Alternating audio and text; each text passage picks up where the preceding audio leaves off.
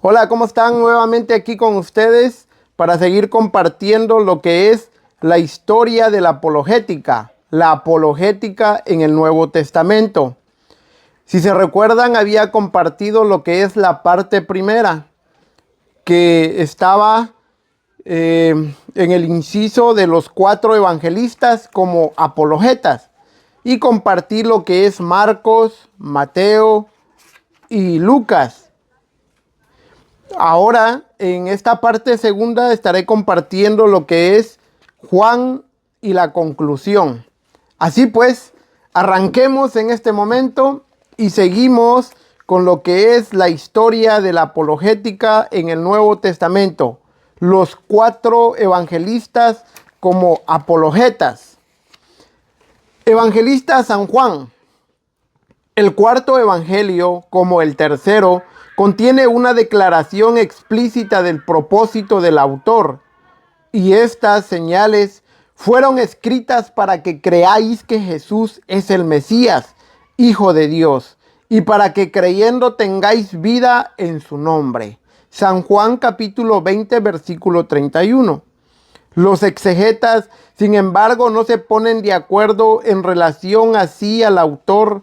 Aquí está pensando en conducir a los no creyentes a la fe cristiana o en fomentar una vida de fe en aquellos que ya creen en Cristo. A partir de un análisis del contenido del Evangelio, a la luz de lo que se sabe acerca de la situación religiosa en aquella época y en una localidad como Efeso, es posible pensar en varios grupos a lo que se podría estar dirigiendo el evangelista. La constante insistencia a lo largo de los primeros capítulos en la superioridad de Jesús frente a Juan el Bautista. San Juan capítulo 1 versículo 8 al 9. San Juan capítulo 1 versículo 20. San Juan capítulo 3 versículo 30 y San Juan capítulo 3 versículo 38. Sugiere la posibilidad de que uno de los propósitos del Evangelio hubiera sido el de refutar la reivindicación de alguno de los seguidores sectarios del Bautista, que al parecer surgieron en Efeso y sus alrededores. Hechos de los Apóstoles capítulo 19 versículo 1 al 7. Una de las características más sorprendentes del cuarto evangelio es su recurrente uso de la expresión los judíos como término técnico para las autoridades religiosas contrarias a Jesús, en contraste con el término Israel, que para Juan es un título de honor. El propio Jesús, representado por Juan, recurre a técnicas rabínicas de argumentación para defender su derecho a ser llamado Hijo de Dios. San Juan capítulo 10 versículo 34 al 36. San Juan capítulo 8 versículo 44 al 47, versículos 54 y 55. Estas disputas dan la impresión de ser un reflejo de las luchas en la iglesia más en tiempos de Juan que durante la vida de Jesús, cuando un término como los judíos no había tenido una referencia tan restringida. Además, el Evangelio de Juan está salpicada de citas de fórmulas de las escrituras judías en cierto modo similares a las de Mateo. Introduce tales citas para explicar, por ejemplo, la incredulidad de los judíos. San Juan capítulo 12, versículo 38. La tradición de Judas. San Juan capítulo 13, versículo 18. El reparto de los vestidos de Jesús y cómo echan a suerte a quien le toca la túnica sin costuras. San Juan capítulo 19, versículo 24. Y el hecho de que no le rompiesen los huesos. San Juan capítulo 19, versículo 36. Características como estas han surgido algunos autores modernos, como por ejemplo con W.C. Van Uyck y el autor de Robinson, que la intención fundamental del Evangelio fuese la de servir de manual del misionero para la conversión de los judíos de la diáspora. No obstante, es Raymond Brown quien parece pisar un terreno más firme cuando hace hincapié en el propósito defensivo del Evangelio, para apuntar la fe de los cristianos sometido al ataque de la propaganda judía. Aún así, Brown acepta de que había un grupo al que Juan podía estar dirigiéndose con una cierta esperanza misionera. Judio-cristianos en las sinagogas de la diáspora que aceptaron a Cristo, pero que no habían roto aún con el judaísmo. El capítulo 9, tal y como señala Brown, se presta fácilmente a ser interpretado como una invitación a estos judio-cristianos a quien imiten el valor del hombre ciego del nacimiento y que acepten su expulsión de la sinagoga por su fe en Jesús. Sin embargo, los horizontes de Juan son mucho más amplios. Registra el testimonio cristiano de un modo calculado para atraer a los hombres que buscan la luz en el mundo helenístico de finales del siglo I. La revelación universal de Cristo como luz y salvador del mundo se pone claramente de manifiesto. El verbo que ilumina a todo hombre, San Juan capítulo 1, versículo 9. Se hace carne para salvar al mundo, San Juan capítulo 3, versículo 17. San Juan capítulo 4, versículo 42. Y es resucitado para atraer a todos los seres humanos a Él. San Juan capítulo 12, versículo 32. Sus propósitos redentores se extienden no solo al pueblo judío, sino a todos los hijos de Dios que están dispersos. San Juan capítulo 11, versículo 52. Incluidas aquellas otras ovejas que no son del aprisco de Israel. San Juan capítulo 10, versículo 16. En su uso de la imaginería cósmica, por ejemplo, luz, vida, verbo, Juan recurre a un vocabulario que había resultado familiar no solo para los judíos helénicos, sino para la población cosmopolita de una ciudad como Éfeso, donde los credos del Oriente Próximo, al entrar en contacto con la filosofía griega, estaban introduciendo las religiones mistéricas y la especulación gnósticas como la que han sobrevivido en el Corpus Hermeticum. Aunque no poseemos pruebas de un contacto entre Juan y la literatura hermenéutica, sí es posible entender ambos como procedente de un mismo trasfondo, algo que ya ha mostrado Dodi Barrett. Aunque varios de los padres de la iglesia nos cuentan de que el Evangelio de Juan iba dirigido contra las herejías como Cerinto Ireneo, los obionitas, Jerónimo y Valentín Victorino de Petovio.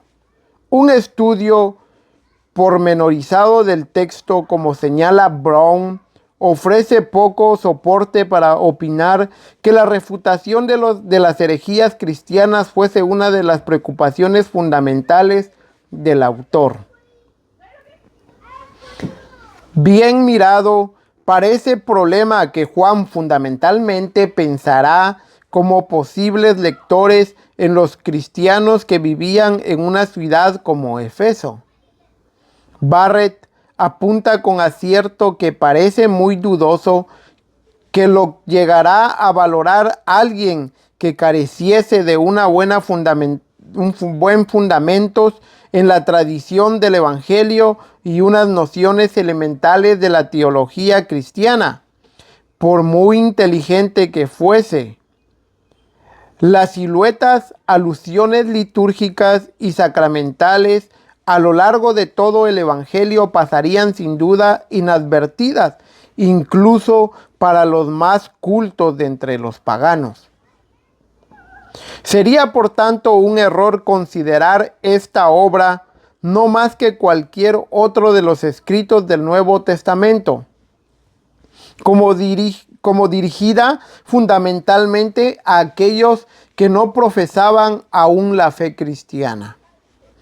El objetivo del Evangelio de Juan es, sin dudar, apuntalar e intensificar la vida en la fe de todos sus lectores, y en este sentido posee afinidades con la literatura apologética. Conclusión. Aunque ninguno de los escritos del Nuevo Testamento sea directo y declaradamente apologético, casi todos ellos contienen reflejos de los esfuerzos de la Iglesia por exhibir la credibilidad de su mensaje y por responder a las objeciones obvias que habrían surgido en las mentes de sus adversarios, de posibles conversos y de creyentes sinceros. Hay partes del Nuevo Testamento como las principales cartas paulinas, Hebreos, los 4 evangelios y los Hechos de los Apóstoles, que revelan una inquietud apologética en el pensamiento de sus propios autores. Una criba crítica de los materiales del Nuevo Testamento muestra de manera indudable que la resurrección ocupa un lugar de importancia única en la apologética en los primeros cristianos. Este suceso, interpretado a la luz de la profecía bíblica, se vio como la gran señal de que Jesús había sido constituido Mesías y Señor de manera divina.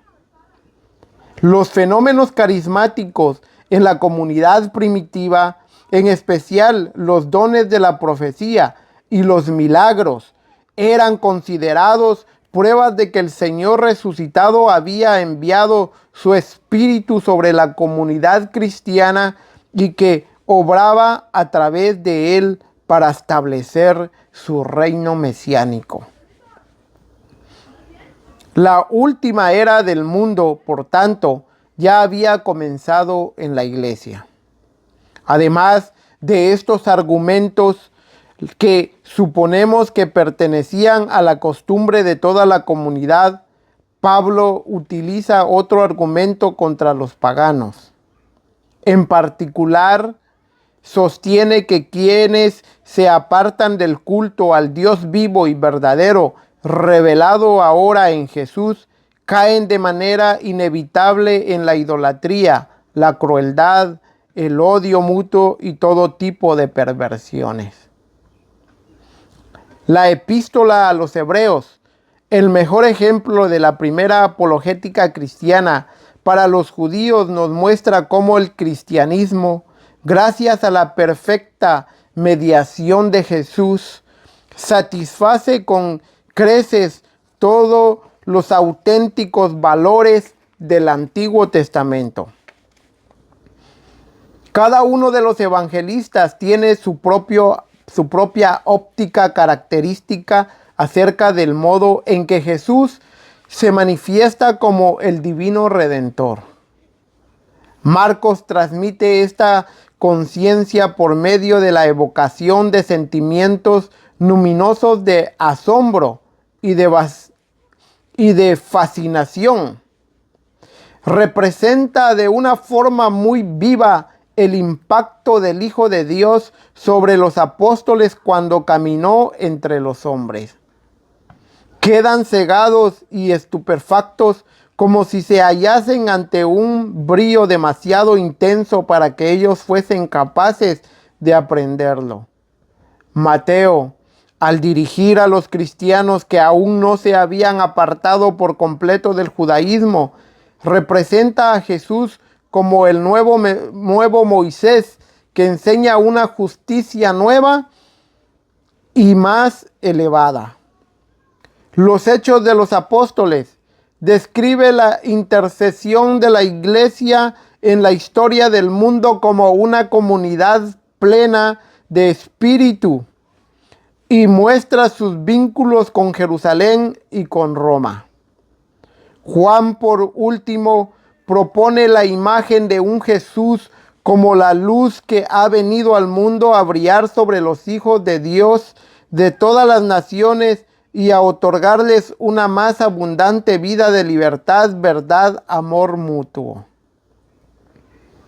El principal reconocimiento de la buena nueva, tal y como se expone en los evangelios, parece ser el atractivo del mensaje en sí, o más bien de la realidad que Cristo trajo al mundo.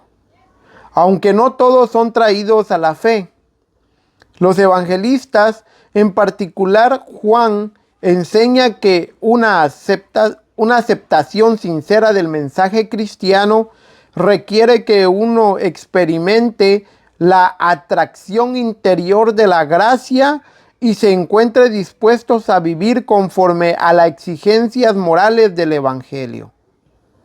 A quienes son llamados y están dispuestos a sacrificar todo para seguir a Cristo, la palabra les ofrece un gozo, una paz que no son de este mundo. El principal signo de credibilidad, a juzgar por el evangelio, parece que sería la persona de Jesús como su vitalidad, determinación y compasión, y con su manera de predicar y actuar con una autoridad única. Como signo secundario que no se puede desligar totalmente de la persona y obra de Jesús, los evangelios llaman la atención sobre los milagros. El propio Jesús, según los relatos, invoca sus milagros como confirmación externa de su misión divina.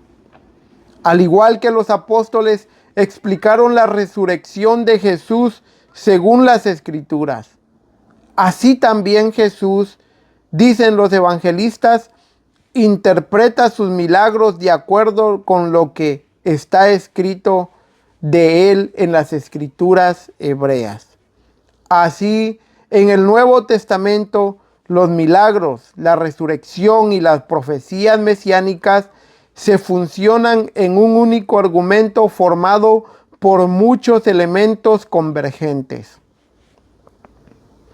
El Nuevo Testamento se dirige primordialmente a aquellas personas que están familiarizadas y que aceptan de lleno las escrituras judías. El cumplimiento cristiano de estas se presenta como la clave de la interpretación apropiada de los textos antiguos. Se volverían necesarias nuevas formas de apologética cuando la iglesia, basada de manera fundamental en terrenos helenísticos, se vio obligada a tratar de forma continua con personas nacidas y educadas en un universo intelectual muy diferente. Bueno, aquí le damos conclusión entonces lo que es la historia de la apologética en el Nuevo Testamento. En el próximo video estaré compartiendo con ustedes el mismo material, pero empezaremos con el capítulo número 2 y se va a tratar sobre la era de la patrística. Así que Dios los bendiga y nos vemos en la próxima.